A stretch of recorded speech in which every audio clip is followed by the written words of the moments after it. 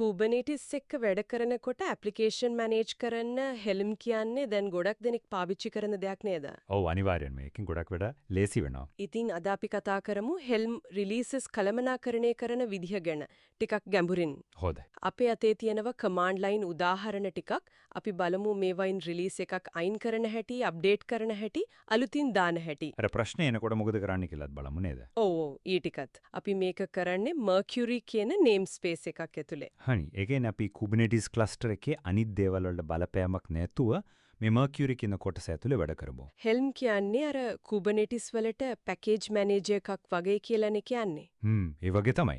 charts කියන templates වලින් සංකීර්ණ application උනත් ලේසියෙන් දාන්න, manage කරන්න පුළුවන් වෙනවා. එහෙනම් අපි මුලින්ම පටන් ගමු Mercury namespace එකේ දැනට තියෙන දෙයක් අයින් කරන එකෙන්. හරි. කරන්නේ. ඔව්. ඒක වැදගත්. මුලින්ම deploy වෙලා තියෙන දේවල් list කරගන්න ඕන. ඒකට තියෙන command එක තමයි helm ls. helm ls. හැබැයි අපි බලන්නේ Mercury namespace එක විතරක් නිසා -n Mercury කියන flag එකක් දෙන්න ඕන. එතකොට සම්පූර්ණ command එක helm-n Mercury ls. හරියටම. හරි. අපි ඒක run කළාම මොන වගේ දෙයක්ද අපිට බලා ගන්න ලැබෙන්නේ? එතකොට අපිට පේනවා දැනට Mercury ඇතුලේ releases 3ක් තියෙනවා. අර උදාහරණයේ තියෙන විදිහට internal issue report APY1, internal issue report APV2 සහ internal issue report app කියලා. ඒ ඔක්කොම එකම chart එකකින්ද දාලා තියෙන්නේ. අර Nginx වගේ. ඔව් එහෙම තමයි පේන්නේ එකම chart version එකකින්. ඒ කියන්නේ Nginx version 18.1.14 ෙන් deploy කරපු instances 3ක්. මේවට තමයි release කියලා කියන්නේ. තේරුණා. දැන් හිතමු අපිට අර internal issue report APV1 කියන release එක දැන් ඕනේ නැහැ කියලා. හරි. ඒක අයින් කරන්නේ කොහොමද? ඒකට helm uninstall command එක පාවිච්චි කරනම namespace එකත් කියන්න ඕන අර විදිහටම. එතකොට helm n mercury uninstall internal-issue-report-api v1. ඒක තමයි command එක. ඒක run කළාම මොකද වෙන්නේ? අපිට message එකක් එනවා release uninstall කිය. ඒ කියන්නේ වැඩේ හරි. ඒ කියන්නේ අර release එකට අදාළ Kubernetes deployment service වගේ ඔක්කොම දේවල් cluster එකෙන් අයින් වෙනවා. අනිවාර්යෙන්ම ඒ ඔක්කොම Helm එකෙන් බලා ගන්නවා. නැත්තම් අපිට අතින් හොය අයින් කරන්න වෙනවා. ඒක ලොකු පහසුවක්. ඒක නම් ඇත්ත. හරි. ඉවත් කරන එක පැහැදිලි. දැන් ඊළඟට යමු දැනට තියෙන release එකක් update කරන එක. upgrade කරන එක. හිතමු අර ඉතුරු වෙච්ච internal-issue-report-api-v2 කියන එක අලුත් NX chart version එකකට ගෙනියන්න ඕනේ කියලා. හරි. ඇප්ලිකේෂන් එකක් තියාගන්නකොට අප්ග්‍රේඩ් කරන එක සාමාන්‍ය දෙයක් නේ. සමහර විට security patch එකක් දාන්න නැත්නම් අලුත් feature එකක් ගන්න. ඔව්. අද බලන්න. ඒකට helm repo update කියලා command එකක් තියෙනවා. හරි. helm repo update දුන්නම report එක update වෙනවා. ඊට පස්සේ අපි Nginx chart එකේ මොන versions ද අපිට ගන්න තියෙන්නේ කියලා බලා ගන්න පුරුවන්. ඒ කොහමද? helm search repo Nginx versions වගේ command එකක් දුන්නම list එකක් එනවා. එතන පෙන්නනවා අර 18.2.0 වගේ අලුත් versions තියෙනවා කියලා. අපි කලින් දැක්කේ 18.1.14 නේ. හරියටම. දැන් අපිට පුරුවන් අර release එක upgrade කරන්න. internal issue report API2 එක. ඒකට helm upgrade command එක තියෙනවා. namespace එකයි release නමයි chart නමයි දෙන්න ඕනේ. එතෝගේ helm-n mercury upgrade internal issue report API2 bit naming checks වගේ. මෙතන අපි version එකක් කිව්වේ නෑ නේද? නෑ. එහෙම නොකියුවම helm සාමාන්‍යයෙන් බලනවා repository එකේ තියෙන අලුත්ම stable version එක මොකක්ද කියලා ඒකට upgrade කරනවා. හැමතිස්සම අලුත් මේකට යනවා. අපිට ඕන නම් නිශ්චිත version එකක් දෙන්න බැරිද? සමහර විට අලුත් මේක stable නැත්නම් පුළුවන්. version කියලා flag එකක් තියෙනවා. ඒකත් එක්ක අපිට ඕන version number එක දෙන්න පුළුවන්. production වෙලදී එහෙම කරන එක තමයි ආරක්ෂිත. ඒක හොඳයි. හරි. ඉතින් අර upgrade command එක දුන්නම release එක upgrade වුණා කියලා message එකක් එනවා. ඒකම release එක ගැන විස්තර ටිකක් උත් පෙන්නනවා. name space status වගේ දේවල්. අර revision එක 2 වෙලා තියෙනවා මම දැක්කා. chart version එක අර අලුත් එකට 18.2.0 මාරු වෙලා. මොකද මේ revision එක වැඩි වෙනවා කියන්නේ? revision number එක කියන්නේ ඒ release එකට මේ වෙනකම් කරපු වෙනස්කම් ගණන. මුලින්ම install කරද්දී revision 1, upgrade කළාම 2, ආයෙත් upgrade කරොත් 3. එහෙමයි. history එක වගේ. ඒක rollback එකක් කරන්න උදව් වෙනවා. වැරදිලාවත් අප්ග්‍රේඩ් එක ප්‍රශ්නයක් වුණොත් පරණ රිවිෂන් එකට යන්න පුරවන් නේද? ඒක නම් ගොඩක් වැදගත් ෆීචර් එකක්. දැන් මේ අප්ග්‍රේඩ් එක හරියටම වුණාද කියලා ඩබල් චෙක් කරන්න ආයෙත් අර හෙල්ම් LS එක ගහලා බලන්න පුරවන් නේද?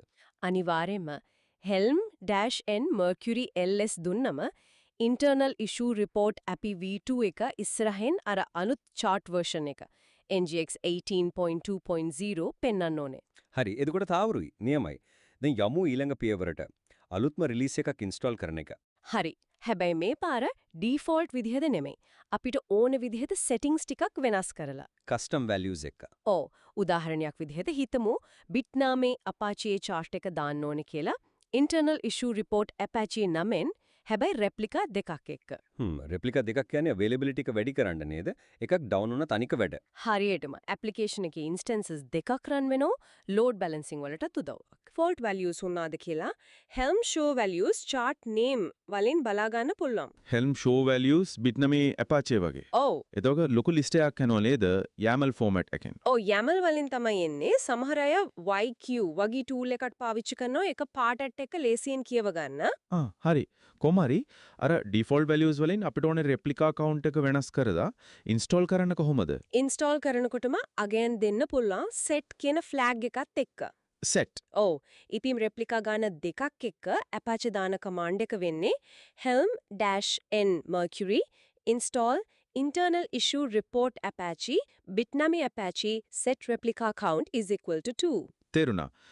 install කියන්නේ අලුත් release එකක් හදනවා set එකෙන් replica count කෙනාගේ දෙකක් කරනවා. හරියටම. install වුණාම සුපුරුදු විදිහට confirmation එකක් එනවා. මේක අලුත් release එකක් නිසා revision එක 1යි. හරි. දැන් මේක list එකේ තියෙනවද බලන්න. ආයෙත් helm ls ගහන්න පුළුවන්ද? ඔව්. ඒ වගේම රෙප්ලිකා ගාන හරියටම දෙකක් ආවද කියලා ක්ලස්ටර් එක පෙට්ටෙන් බලන්න පුළුවන්. Kubernetes command එකක් වන්න kubectl get deployment. කෙටියෙන් k get deploy කියලාත් ගහනෝලේද? ඔව්.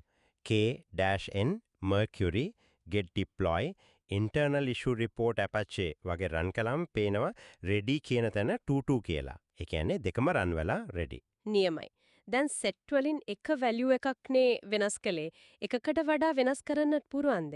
හිතමු image එකේ debug mode එකත් on කරන්න ඕන කියලා. අනිවාර්යයෙන්ම set කීප පාරක් දාන්න පුළුවන්. අර උදාහරණෙටම set image.debug equals true කියලා එකතු කරන්න තිබ්බා.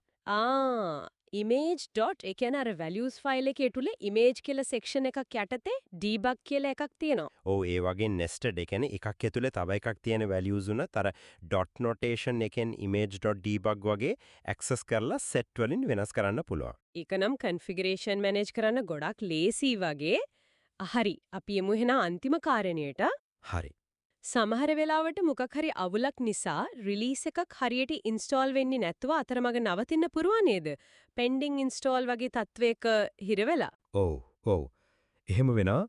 සමහර විට network connection එකක් නැතුව ගිහින් cluster එකේ resources මදි වෙලා නැත්නම් chart configuration එකේ වැරද්දක් ඕන දෙයක් වෙන්න පුළුවන්. එතකොට helm ls ගැහුවම එක පින්නේ නැද්ද? සාමාන්‍ය helm ls එකකින් ගොඩක් වෙලාවට පෙන්වන්නේ සාර්ථකව deployed හරි fail වුණත් uninstall නොකරපු failed releases හරි විතරයි. අර pending install වගේ අතරමැද තත්ත්වවල තියෙන ඒවා අසාර්ථක වෙච්ච ඒවා ඔක්කොම බලන්න නම් -a flag එකක් දෙන්න ඕන. -a for all. ඔව්. helm-n mercury ls-a කියලා ගැහුවම තමයි ඔක්කොම පේන්නේ. උදාහරණයක් කියනවා එහෙම රන් කරාම internal issue report Daniel කියලා release එකක් pending install තත්ත්වේ පෙන්නනවා. හරි. ඒක තමයි අර හිර වෙච්ච රිලීස් එක. දැන් ඒක අයින් කරන්නේ කොහොමද? ඒක අයින් කරන්නේ අර කලින් වගේම තමයි සාමාන්‍ය helm uninstall එක. helm-n mercury uninstall internal issue report Daniel. හරියටම. ඒක රන් කරාම අර හිර වුණු රිලීස් එක අයින් වෙලා යනවා uninstalled කියලා මෙසේජ් එක එනවා. එතකොට cluster එකත් clean වෙනවා. ඒක නිසා වෙන තිබ්බා වෙන ප්‍රශ්නත් නතර වෙනවා. ඔව්. ඒක වැදගත්. නියමයි. එහෙනම් අද අපි මේ command line උදාහරණ ටික අරගෙන helm වලින් releases list කරගන්න හැටි, අයින් කරන්න හැටි, upgrade කරන්න හැටි, අලුතින් custom values එක install කරන හැටි. ඔව් අර set පාවිච්චි කරලා අන්තිමට අර වගේ හිර වෙච්ච broken releases හොයාගෙන අයින් කරන්න හැටිත් කතා කරා. මේ හැමදේම අපි කලේ අර Mercury namespace එක ඇතුලේ නේද? ඔව් ඒකට සීමා වෙලා ඉතින් මේ ප්‍රායෝගික උදාහරණ වලින් පැහැදිලි වෙනවා Kubernetes ඇතුලේ ඇප්ලිකේෂන් ලයිෆ් සයිකල් එක මැනේජ් කරන්න Helm කොච්චර උදව්වක්ද කියලා. කොන්ෆිගරේෂන් වෙනස් කරන එක, අප්ඩේට් කරන එක, පරණ තත්වයකට ගන්න එක. ඔව්, රෝල් බෑක් කරන එක මේ ඔක්කොම Helm නිසා ගොඩක් ස්ට්‍රක්චර් වෙනවා, පහසු වෙනවා. එහෙනම් මේ කතාබහ ඉවර කරන්න කලින් අහගෙන ඉන්න අයට තව පොඩ්ඩක් හිතන්න දෙයක් ඉතුරු කරමුද?